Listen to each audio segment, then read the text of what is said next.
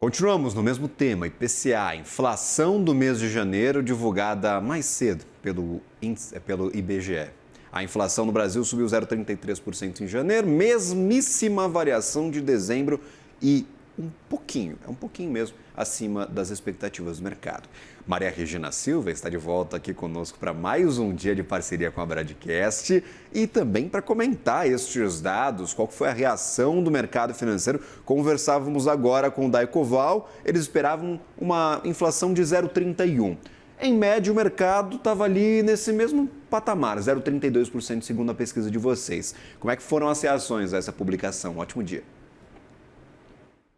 Olha, Gabriel, muito bom dia. Bom dia também a você que nos acompanha. A reação, por enquanto, é olhando, digamos assim, o copo meio vazio, né? A expectativa era de que esse IPCA viesse com números bem melhores, né? Talvez um pouquinho melhores para ajustar ali, para tentar fazer com que alguns ajustassem aí suas expectativas para uma queda de 0,50 ponto percentual na taxa básica de juros da Selic em março, mas por enquanto, quando olhamos aí a reação dos mercados, bolsa em queda, né, o Ibovespa futuro em baixa, em leve queda, juros um pouquinho para cima, futuros para cima, dólar ali também testando alta em relação ao real.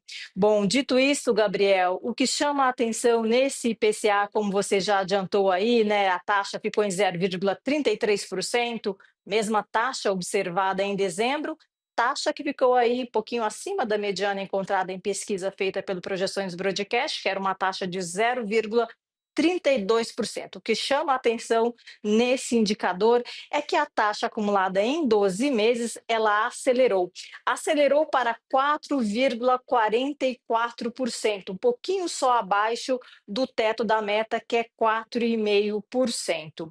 E o que é que puxou esse IPCA? Estamos falando aí do maior nível desse IPCA mensal para o mês, né, desde 2024. E o que é que puxou esse indicador?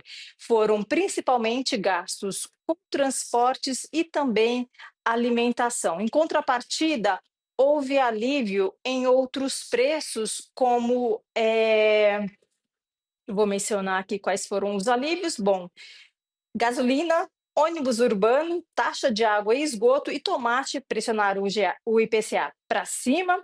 Em contrapartida, como eu disse, transportes, energia, passagem aérea e leite aliviaram o IPCA de janeiro. Bom, outro ponto interessante nesse IPCA é que, apesar dessa taxa ter repetido a de dezembro de 2025, né, ali no fechamento de 2026, de 0,33%, temos algumas pressões para cima. Por exemplo, quando avaliamos, Gabriel, a taxa de serviços, que é um índice, um segmento bastante acompanhado com afinco pelo Banco Central, houve uma desaceleração em 12 meses. Essa taxa ela caiu abaixo de 6%, né? Estava em 6,01% e foi para 5,29%. Bom, e o que que isso significa?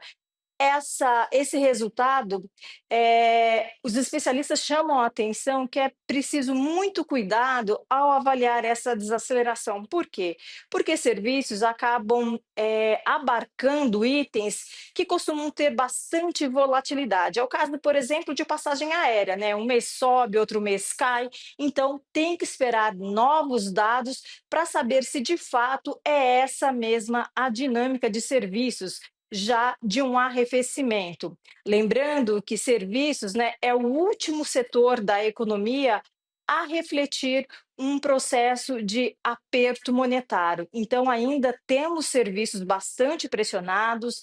Lembrando que o mercado de trabalho ainda segue contratando, taxa de desemprego segue nas mínimas históricas. Então, os especialistas relatam que é preciso ainda muito cuidado ao avaliar essa desaceleração em 12 meses de serviços. Bom, um outro ponto é que o índice de difusão, conforme cálculos do Banco BV enviados ao broadcast, esse índice avançou para mais de 60%, ou seja, temos uma inflação ainda bastante espalhada.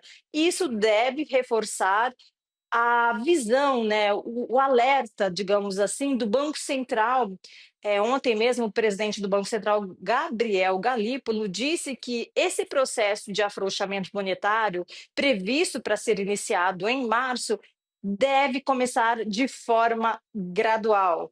Então, esse IPCA, apesar de ter mantido aí a mesma taxa de dezembro, termos visto alguns sinais de desaquecimento, sobretudo em serviços, temos outros itens, né, como serviços de mão de obra, itens de mão de obra ainda pressionando muito. Então, isso exige cautela e reforça essa cautela do Banco Central de que o processo será feito escadinha por escadinha, Gabriel, digamos assim. Passo a passo, claro, a gente torce para que esses passos sejam muito acelerados, mas o tempo nosso é diferente do tempo técnico da condução de política monetária. Todo mundo está torcendo para essa taxa voltar lá para os 8, 9%, talvez uma taxa neutra para a economia brasileira, mas ainda há alguns entraves. Maria Regina Silva, sempre bem-vinda à nossa programação, minha cara. Obrigado pelas informações, por essa percepção de mercado. Até uma próxima. Ótimo dia para vocês, obrigada. Valeu, ótimo dia.